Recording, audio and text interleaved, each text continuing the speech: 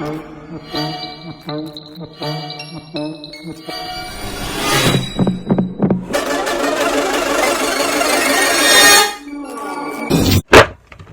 everybody, what is up? It is Jaclyn back with another video for you in my finished look of the day.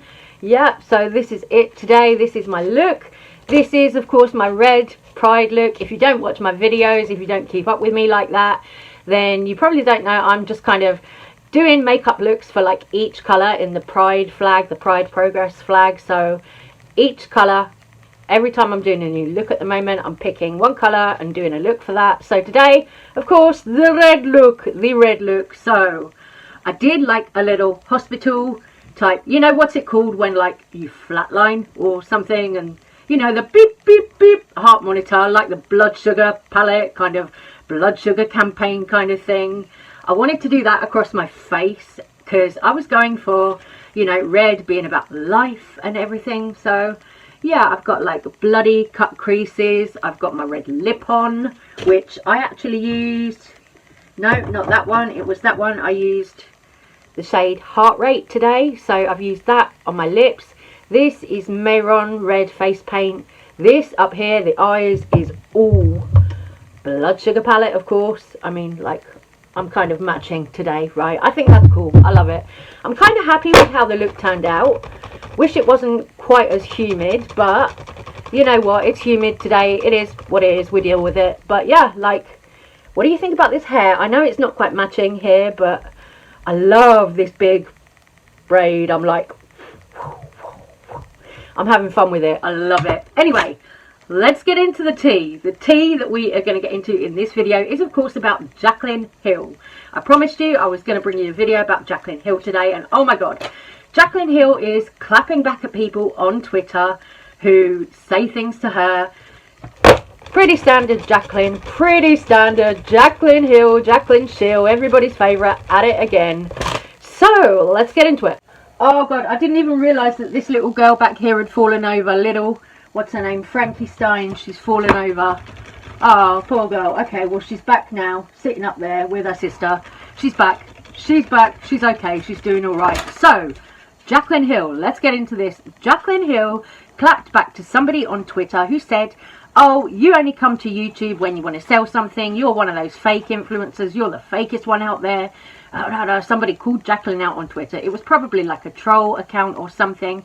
But of course, Jaclyn being Jaclyn had to clap back to it and say, no, I don't only come to YouTube when I want to sell something. You know, I don't care what people on the internet think of me. I don't look at what people who hate me think of me. All of this, you know, typical Jaclyn Hill, typical Jaclyn. And Jaclyn has, of course, just released her new summer collection. Now, I don't know about this summer collection from Jaclyn. I'm kind of on the fence with it. I looked at it and I was like, okay, so it's basically like a re-up of her summer collection last year. The one that she got called out for, where she had those cream bronzers that were not inclusive, there were not enough shades.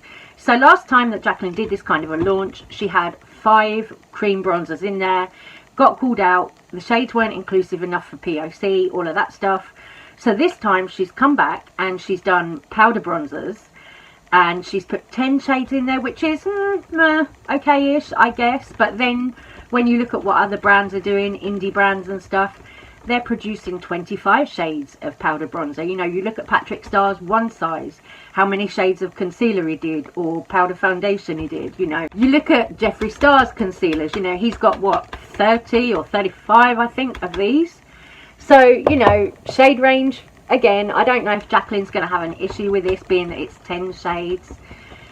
It might not be enough. I mean, some of them, it looked like there were some red undertones for deeper skin tones and stuff when I looked at it, but I'm not used to doing makeup on POC, so I'm probably not the best person to kind of comment on that. But from what I saw, I was like, okay, so we've got 10 shades of bronzer. We've got lip oils. She's come out with more shades in the lip oils, which I know some people lived for those lip oils. They were popular with some people. I personally never tried them. The only things that I've tried from Jaclyn's brand so far, highlighters and her blush. I actually do have on some of her blush today. I'm actually wearing this one, the cream blush stick here, this pink. That's what that is. So this is the shade Empress, and this is just like a cream blush stick. This is a product that I actually do really love. Love this one, and I love her powder blush palette as well. But for me, I'm giving it a miss on the whole powder bronzers and the whole lip oils, because I just don't need those in my collection right now, you know what I mean? I'm not like really excited about those as products. I don't know, let me know your thoughts. And girl, aside from Jaclyn Hill and her makeup, we've got to talk about the Frenemies return, because Frenemies has of course returned. Now, this was a bit of a gag, you know, this isn't something that I personally was looking forward to. Well, welcome back everybody.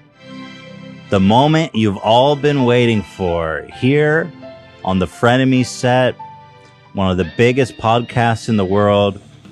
You know what's crazy, Dan, is that on the top podcast spot, like we're number 12 in the United States, but Frenemies is still on the top chart, like 44 or something in the top 100. And we have not made a new episode of Frenemies in over a year. So I'm just trying to illustrate what a cultural phenomenon this show was. And I'm so excited. Okay, there's someone you've all been missing. They've got long blonde hair. They ruined my life. And frankly, they disgust me. Well, welcoming back to the show. Tree. You know, Frenemies, I don't miss it. You know, for me, Frenemies was very much that kind of podcast where you had Trisha Paytas, you had Ethan Klein, and they sat there and they tore into people. They tore into, you know, Jeffree Star, Shane Dawson, especially Shane Dawson, Ryland Adams. You know, they really tore into people. They tore into the Vlog Squad. They tore into everybody. And the whole demise of Frenemies and the mess and the fallout that came with that when Trisha was going on about the 5% and everything. That whole demise of Frenemies was so messy, so dramatic. I mean, as a drama channel, you'd think I'd love it, but I'm like, I don't miss it. You know, I really don't miss that. So now, Ethan has decided to bring Frenemies back. And I'm just like, girl, you know, didn't you learn? Didn't you learn from what happened before? I mean, you know, of course it's not Trisha Paytas on the podcast though, so you know, maybe there's hope.